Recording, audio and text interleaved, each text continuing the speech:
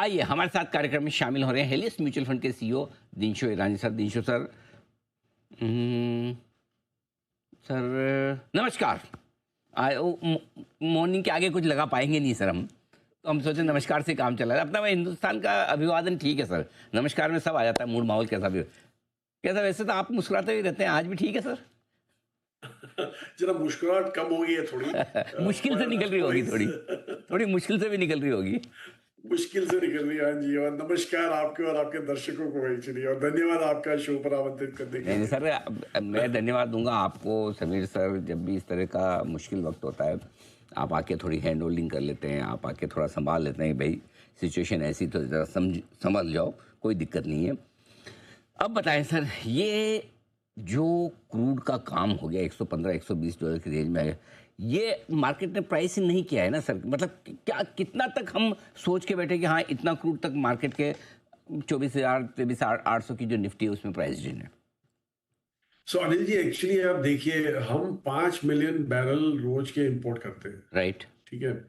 $50 आपने एक्स्ट्रा दे दिए उसके, एज्यूमिंग कि आप ले रहे हैं उसमें 115 के कॉन्ट्रैक्ट में ले रहे हैं, और मैं वर्स्ट केस सिनेरियो की बात कर रहा हूँ यहाँ पे। $50 जो आज की तारीख में नहीं है, आज की तारीख में $40 के आसपास है, पर $50 एक्स्ट्रा आपने दे दिए, तो आप $250 मिलियन दिन की आप एक्स्ट्रा दे रहे हैं। हमारी इकोनॉमी का इम्पैक्ट $250 मिलियन दिन का है। अभी समझ लीजिए महीना चल गया ये, जो यहाँ से, कि अभी तक तो आपको क्रूड मिल रहा था ढंग के भाव पे, पर यहाँ से आप समझ लीजिए महीना चल गया ये प्रॉब्लम। तो आप $7.5 बिलियन की बात कर रहे हैं, जो ओवरऑल इकोनॉमी के इम्पैक्ट की बात करें तो जो आप देखिए, अगर जो वैसा, तो it's around 15-20 basis points of impact in a month. अभी प्रॉब्लम यही है कि ये एक महीने से ज्यादा चलेगा कि नहीं। अभी आप, मैं तो वॉर एनालिस्ट नहीं हूँ ना ही, मेरा ओनली क्लेम टू फ्लेम है कि मेरा नाम ईरानी है, मतलब सरनेम ईरानी है, अदरवाइज मुझे ईरान को कुछ पता नहीं है। लेकिन जो मैंने पढ़ा है, जहाँ पे भी जो भी पढ़ रहा हूँ, कहते हैं कि वहां पे मिसाइलें खत्म हो रही हैं, लॉन्चर्स खत्म हो रहे हैं। तो अभी आप सोचिए कि वो कितना देर खींच सकेंगे यहां से। ज्यादा, एक महीना से ज्यादा खींचना शायद मुश्किल रहे उनके लिए। और दूसरा प्रॉब्लम यही हो सकता है कि अगर जो इसराइल और अमेरिका मिलके वहां पे ट्रूप्स लैंड करे, तो ये जो लड़ाई है वो लंबी चल सकती है। पर हमें ऐसा लगा वीकेंड में, जैसे ही उनके प्रेसिडेंट आके बोले कि हम अपने नेबर्स को वॉर से झगड़ा नहीं करेंगे, शायद अगर जो दूसरी पार्टी चुप रह जाती और ये ना बोलती कि सरेंडर कर रहे हैं वगैरह ऐसा सब, तो मुझे लगता है वो शायद बैकआउट भी कर देते। तो लेकिन वो वाकई ये सब बोले, और उसके बाद में और फिर से झड़प ज्यादा बढ़ गई है। लेकिन हमारे हिसाब से मुझे नहीं लगता कि ये ज्यादा चलनी चाहिए।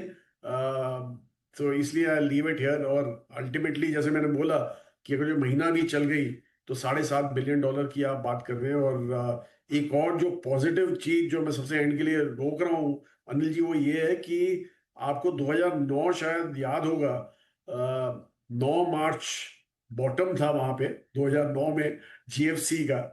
तो हम यही होप लगा के, उम्मीद लगा के बैठे कि शायद 9 मार्च हमारा ये वाला भी शायद आपको बॉटम दिख जाए आगे चल के। बहुत ही बढ़िया, बिल्कुल बिल्कुल, मुझे याद है सर। तो हमारे लिमेन ब्रदर्स के बाद जो हुआ था 9 मार्च को 2000, राइट सर?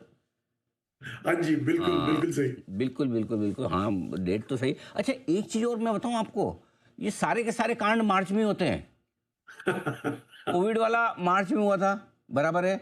लिमेन ब्रदर्स मार्च में हुआ बिल्कुल था। सही। एक और कौन सा फॉल है, मुझे याद है, मैं देखूंगा। तो ये सबसे ज़्यादा ये फरवरी मार्च वाले महीने हैं ना, बाजार पे बहुत भारी पड़ते हैं हमेशा सबसे। और मैक्सिमम पिछले 10 में से 9 साल में बॉटम जो हाँ मार्केट जी, का बना है वो फरवरी, मार्च में, जनवरी, फरवरी, मार्च के पहले 3 महीनों में बनता वो है। क्वार्टर में बना है, हाँ जी। बिल्कुल, तो उम्मीद करते हैं कि सर मार्च, कितने दिन बचे हैं मार्च में? बहुत दिन बचे हैं, 21 दिन पड़ गए। अभी भी 9 ही मार्च हुआ सर, दोनों के लिए बहुत देर है। अभी सैलरी आने में भी देर है और ये महीना खत्म होने में भी देर है।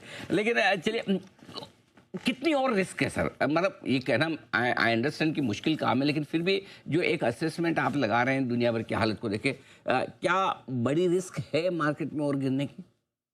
एक्चुअली अनिल जी, आप देखिए, जो हम रीजन अगर जो देखें, हमें आप देख रहे हैं कि रीजन में काफी मारकाट हो रही है। लेकिन जैसे हम कोरिया की बात करें, कोरिया इतना गिरने के बाद, मतलब 17% गिरा उस दिन, फिर उसके बाद में वापस 10 गिरा, आज फिर से 7-1% डाउन है। उसके बावजूद कोरिया ईयर टू डेट 20% ऊपर है। हम तो ईयर टू डेट 10% डाउन है, उसके आसपास करीब करीब उसमें आसपास डाउन है। आप अगर जो ताइवान की बात करें जो आज 6% डाउन है, वो भी पहले डाउन था, पर ईयर टू डेट वो भी 9% ऊपर है। जापान 2% ऊपर है ईयर टू डेट, इतना गिरने के बाद। तो मुझे लगता हमें हमें ऐसा लग रहा है कि इंडिया में कुछ ज्यादा ही ज्यादती हो गई है। और जैसे मैंने बोला कि आप जो फिगर्स आप देख रहे हैं, मतलब इतने बड़े नंबर्स नहीं है। अगर जो लंबा नहीं चला तो काफी आसानी से एब्जॉर्ब हो सकता है ये जो पेन है हमारा क्रूड को लेके, क्योंकि हमारा तो इन्वॉल्वमेंट और कुछ है ही नहीं, क्रूड को लेके ही है। और एक्चुअली अनफॉर्चुनेटली एनर्जी इनपुट हर एक सेक्टर में यूज होता है, तो ये आप नहीं बोल सकते कि यही सेक्टर इंपैक्ट होगा वो नहीं होगा। लंबा चला तो सारे सेक्टर्स इंपैक्ट होंगे। और होल जब पूरा जो तात्पर्य इसका ये है कि ये लंबा ना चले वही बेहतर है दुनिया के लिए, फॉरगेट अबाउट इंडिया, दुनिया के लिए। और दूसरा जैसे मैंने बोला कि हम तो ऑलरेडी गिर के पड़े हुए हैं, तो मुझे लगता नहीं कि यहाँ से अगर ये शॉर्ट टर्म होने वाला है तो यहाँ से आपको ज्यादा फॉल दिखेगा। यहाँ से आपको ऊपर का ही मुंह दिखना चाहिए यहाँ पे, क्योंकि हमें कैचअप करना है। लास्ट ईयर हम मोटे अंडर परफॉर्म किए थे, कैलेंडर ईयर की बात कर रहा हूँ तो 28% से हमने अंडर परफॉर्म किया था इमर्जिंग एशिया को, इमर्जिंग मार्केट्स को, सॉरी। इस साल भी हम मोटे अंडर परफॉर्म कर रहे हैं, तो हमें, और वो अंडर परफॉर्मेंस थोड़ी जायज थी क्योंकि हमारी ग्रोथ रेट नहीं थी, हमारी अर्निंग्स ग्रोथ नेगेटिव थी, और नेगेटिव से फ्लैट थी एक्चुअली। पर सितंबर से ऑनवर्ड्स हमारी ग्रोथ पिकअप हुई है, दिसंबर में भी ग्रोथ सस्टेन रही है हमारी। तो हमें ये लग रहा है कि अगर जो मार्च का भी, अगर जो 2 महीने तो अच्छे ही चले गए हमारे, ये मार्च का क्वार्टर शायद आपको इतना ग्रोथ नहीं ना दिखा सके, पर रीजन के चलते हमारा लगता है कि ये बेटर ही रहेगा हमारा ग्रोथ रेट। तो इसलिए हमें तो, जैसे आपने बोला स्टेटिस्टिक्स की बात की, हमें लग रहा है मार्च में ही शायद आपको बॉटम दिखेगा बाजार का। बिल्कुल ठीक बात है। आपने बताया भी कि कोरिया, जापान ये ज़्यादा घटे भी हैं इसी वजह से कि बढ़े भी काफ़ी, ताइवान वगैरह। हम तो आज सुबह से यही बात कर रहे थे, कोरिया तो रो रिया एकदम बुरा हाल है। मतलब वहाँ तो मतलब जो हिसाब से बढ़े हैं उस हिसाब से धराशायी भी हो गए। कम से कम हमारे लिए ये है कि 2-3% से काम चला रहे हैं अभी। अच्छा बताएं सर, अब दो चीज़ें पूछनी है आपको। एक, जो ऑलरेडी इन्वेस्टर्स हैं, चाहे उन्होंने सीधे शेयर खरीदे हों या फिर आप जैसे बेहतरीन फंड्स की, म्यूचुअल फंड स्कीम में जिन्होंने पैसा लगा के रखा हो, उनकी क्या स्ट्रेटजी होनी चाहिए, उन्हें क्या करना चाहिए। और दूसरा वो जिनके पास थोड़ा पैसा है, इच्छा भी है और हिम्मत भी, तीनों चीज़ें एक साथ है, वो इस मार्केट में कब और कैसे पैसा लगाए, इन दोनों के बारे में बताएं सर।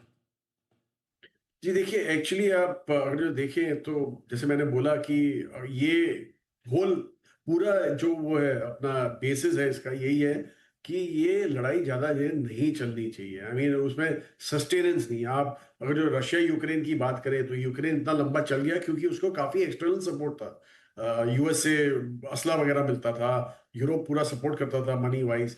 लेकिन यहाँ पे तो कोई सपोर्ट ही नहीं है ईरान को। और जैसे मैंने बोला कि आप मिसाइल्स भी अगर जो देखें उनकी, शुरुआत में शायद 400-500 मिसाइल पहले दिन में छोड़ी थी, उसके बाद में 20-30 रह गई है, मतलब रोज की 20-30 आती है।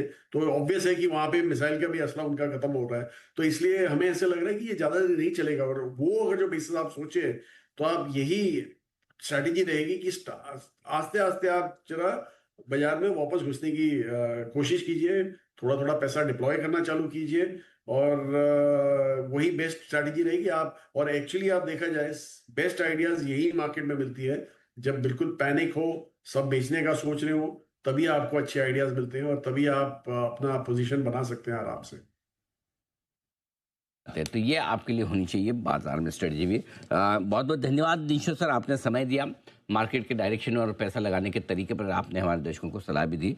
जल्द आपसे मुलाकात होगी, लेकिन बेहतर मूड माहौल के साथ। मैं उम्मीद करता हूँ कि जब तक अगली बार आपसे मुलाकात हो, और ज़्यादा लेट नहीं है, मैं ज़्यादा टाइम दूंगा नहीं, जल्दी करूँगा, और तब तक सब खत्म हो जाना चाहिए सर, ये सारा युद्ध कम हो।